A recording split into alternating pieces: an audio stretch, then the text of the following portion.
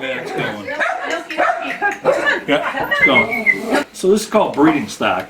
I don't know, I was 19 years old. I had a high school friend whose parents had horses. And a bunch of us teenage pals happened to be there one day. And my best buddy said to me, "Stay away from that horse. That horse is known to be mean and it'll bite you and kick you." So of course, what do? I go right over the horse. At the time I had a big old beard, big breeding stock. When the grass smelled green, I was alone and leaning against his chest-high bounds of old split rails. He stood as if sleeping, but I said anyway, "Fella." He stepped to me, buried his nose deep in my beard, and breathed twice.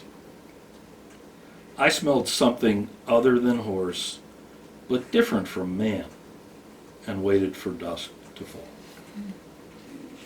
Unadvanced bio. You were there, Sally Adler, but not as I needed you when puberty came at me like nerve gas.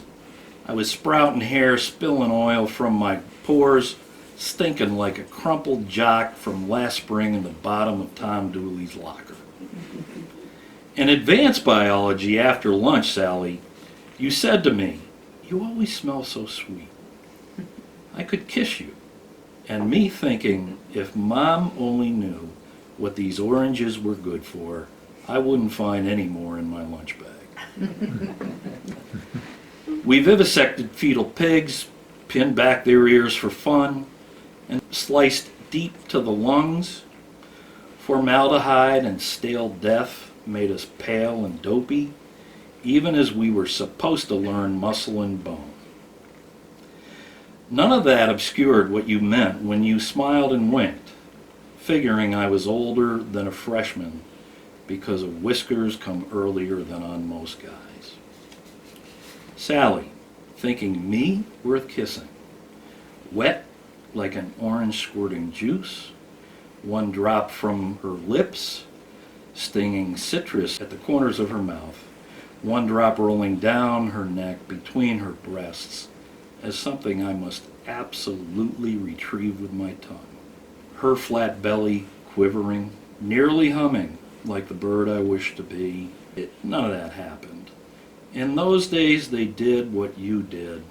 Get drunk, bony knees high, and framing Tom Dooley's thrusting, pockmarked ass I saw through the back window of his dad's Bronco the night of the party I was allowed to attend and was sorry I went to. This is called the ecology of expansion. Our forebears boarded ship, made passage, claimed land that never knew it was promised to anyone. The natives welcomed them and were crushed into reservations and alcoholism. Necessary spirits writhed and died under each rail spike driven west. You all know this. This is America. The ghost of wilderness, here and there hidden, and handfuls of acres, not yet divided, mostly undisturbed, captured in photos from drones or phones or satellites with ever better resolution. We know of these places, dream like pornographers, wait for the moment, unleash ourselves upon the land, call it beautiful, and proudly say, "I will take this thing and change it." I have another poem I was hoping you would read, so I don't know if... Ancient women, proudly. Ancient women. So they made small charcoal marks on gristle-stripped bone to honor the days that fell in between. The moon helped them do this. The men learned to count. Such was the beginning of time as we know it, and once history was recorded, the earth saw its end. It's called From Start to Finish.